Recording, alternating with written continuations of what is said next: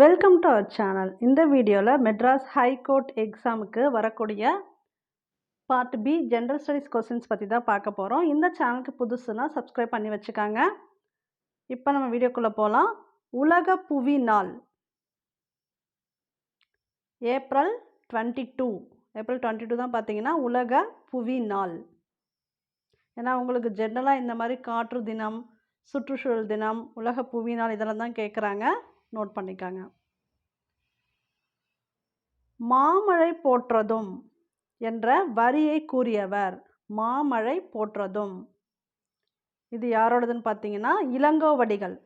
அவர் தான் மாமழை போற்றதும். இவர் என்ன எழுதியிருக்காருன்னு உங்களுக்கு தெரியும், சிலப்பதிகாரம். அதுவும் கேட்குறாங்க, ஞாபகம் வச்சுக்காங்க. நீரின்றி அமையாது உலகம் என்னும் பாடல் வரி யாருடையது?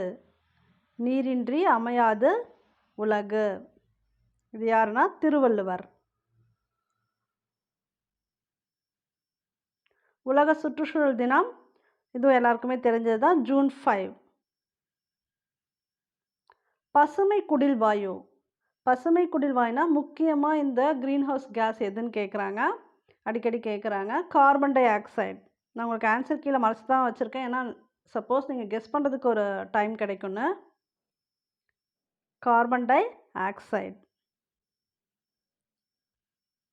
நிலத்தடி நீர்மட்டத்தை தக்க வைத்து கொள்வதில் டேஷ் பங்கு இன்றியமையாதது. நிலத்தடி நீர்மட்டத்தை எது தக்க வச்சுக்கும் பார்த்தீங்கன்னா மணல். மணலின் பங்கு இன்றியமையாதது. மணல் தான் தக்க வச்சுக்கும். இலவச சத்துணவு திட்டத்தை தமிழ்நாட்டில் ஆரம்பித்து வைத்தவர். இலவச சத்துணவு திட்டத்தை தமிழ்நாட்டில் ஆரம்பித்து வைத்தவர் எம்ஜி ராமச்சந்திரன். எம்ஜிஆர் தான் சத்துணவு திட்டம் கொண்டு வந்தார். மதிய உணவு திட்டம் காமராஜர். ரெண்டுத்தையும் கன்ஃபியூஸ் பண்ணிக்க வேணாம். மதிய உணவு திட்டம் காமராஜர், சத்துணவு திட்டம் எம்ஜி ராமச்சந்திரன்.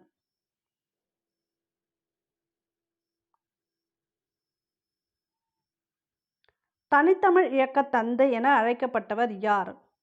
தனித்தமிழ் இயக்க தந்தை என அழைக்கப்பட்டவர் யார்? மறைமலை அடிகள். செந்தமிழ் நாடெனும் போதினிலே என்ற பாடலின் ஆசிரியர். செந்தமிழ் நாடெனும் போதினிலே பாரதியார். திராவிட மொழியியல் ஆய்வின் தந்தை என்று அழைக்கப்படுபவர் யார்? திராவிட மொழியியல் ஆய்வின் தந்தை என்று அழைக்கப்படுபவர் யார்? கால்டுவெல். இந்த கொஸ்டினும் ரிப்பீட்டடாக கேட்குறாங்க, ஞாபகம் வச்சுக்காங்க.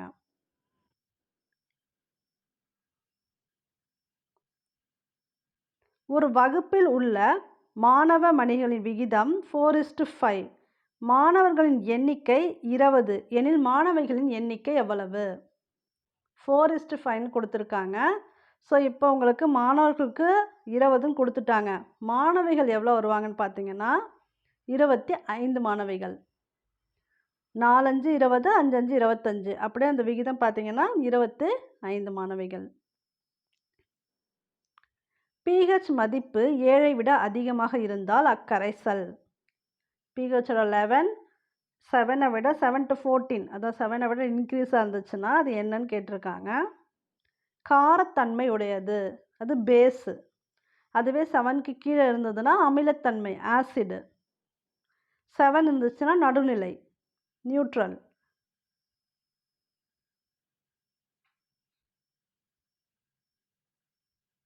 இந்திய விண்வெளி ஆராய்ச்சி நிறுவனத்தின் தலைமையகம் அமைந்திருக்கும் இடம். இந்திய விண்வெளி ஆராய்ச்சி நிறுவனத்தின் தலைமையகம் அமைந்திருக்கும் இடம் பெங்களூரு. இரத்தத்தின் pH மதிப்பு, பிளட்டோட pHோட மதிப்பு என்னன்னு கேட்டிருக்காங்க. 7.4, 7.3 வரும், 7.3 to 7.4. அங்கே என்ன ஆப்ஷன் இருக்கோ நீங்கள் அதை சூஸ் பண்ணிக்கலாம். பொய்கையார் இயற்றிய இலக்கியம் என்ன? பொய்கையார் இயற்றிய இலக்கியம் களவழி 40. திருமுருகாற்றுப்படை என்னும் நூலின் ஆசிரியர் யார்? திருமுருகாற்றுப்படை என்னும் நூலின் ஆசிரியர் நக்கீரர். தக்காளி பழத்தில் உள்ள அமிலம் என்ன? ஒவ்வொரு இதுலேயும் அமிலம் என்னன்னு கேட்குறாங்க. தயிரில் என்ன இருக்குது, அதுக்கப்புறம் பாலில் என்ன கன்வெர்ட் ஆகுது, தயிராக கன்வெர்ட் ஆக என்ன தேவை, இந்த மாதிரி கேட்குறாங்க. அதே மாதிரி தக்காளி பழத்தில் உள்ள அமிலம், இது வந்து குரூப் 4லேயே இப்போ கேட்டிருந்தாங்க. ஆக்சாலிக் அமிலம். காற்றில் உள்ள ஈரப்பதத்தை அளக்கும் கருவியின் பெயர் என்ன? காற்றில் உள்ள ஈரப்பதத்தை அளக்கும் கருவி. இதே மாதிரி ஏதாவது ஒரு இன்ஸ்ட்ருமெண்ட் இந்த மாதிரி மீட்டர் கேட்டு விட்டுறாங்க. அது எல்லாமே பார்த்துக்கணும் நீங்கள். இதுக்கு ஆன்சர் என்னென்னா ஹைக்ரோமீட்டர். காற்றில் உள்ள ஈரப்பதம் ஹைக்ரோமீட்டர். இந்தியாவின் முதல் சட்ட அமைச்சர் யார்? முதல் சட்ட அமைச்சர் அம்பேத்கர். சட்ட மேதையும் அம்பேத்கர் தான். இந்திய அரசியலமைப்பு சட்டத்தின் தந்தையும் அம்பேத்கர் தான். இது எப்படி வேணால் உங்களுக்கு கேட்கலாம். உலகில் எந்த நாட்டில் அதிக அளவு பெட்ரோலிய இருப்புகள் உள்ளன? உலகத்திலே சொல்லியிருக்காங்க. Saudi Arabia. ஒன்றே குலம் ஒருவனே தேவன் என கூறியவர்? இது வந்து ரிப்பீட்டட் கொஸ்டின் தான். திருமூலர். இது குரூப் 4லையும் கேட்குறாங்க, இதுலேயும் கேட்குறாங்க. திருமூலர். வாசனை பொருட்களின் ராணி என்று அழைக்கப்படுவது எது? வாசனை பொருட்களின் ராணி ஏலக்காய். ஏலக்காய் வந்து டீயில் போட்டால் அந்த ஸ்மெல் நல்லாயிருக்கும். அப்படி ஞாபகம் வச்சுக்கோங்க நீங்கள். மயிலுக்கு போர்வை தந்த வள்ளல். யூஸ்வலாக அவ்வைக்கு வந்து நெல்லிக்கனி கொடுத்தது யார், இதெல்லாம் கூட கேட்குறாங்க. அதியமான் வருவார். அதே மாதிரி மயிலுக்கு போர்வை தந்தவர் யாருன்னு பார்த்தீங்கன்னா பேகன். தமிழ்நாட்டில் பாய் தயாரிப்பில் புகழ்பெற்ற இடம். பாய் தயாரிப்பு பத்தமடை. சர்வதேச கல்வி நாளாக பின்பற்றுவது எந்த நாள்னு கேட்டிருக்காங்க. சர்வதேச கல்வி நாள் ஜனவரி 24.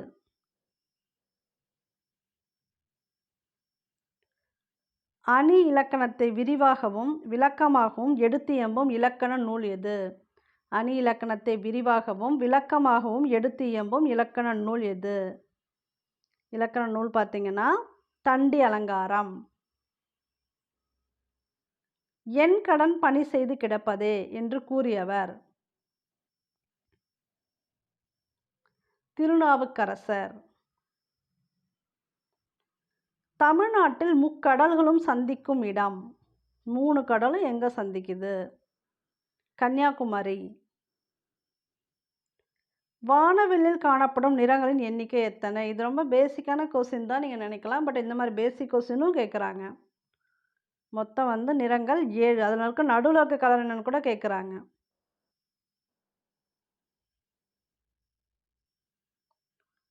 தொல்காப்பியத்திற்கு உரை எழுதியவர்?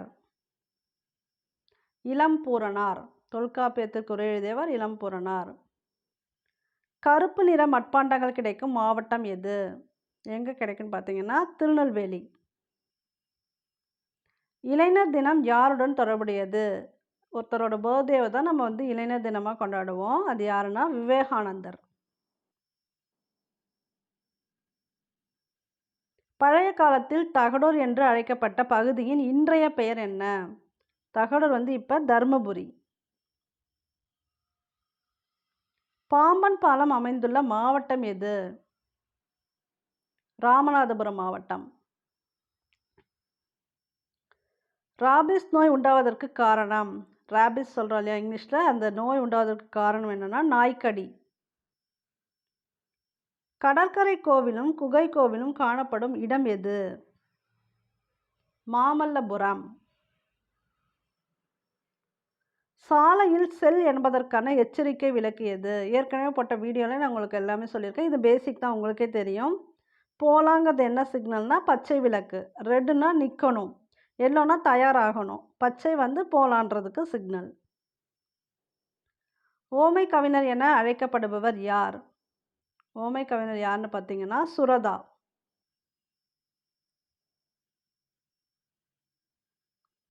பண்டைய சோழர்களின் சின்னம் புலி.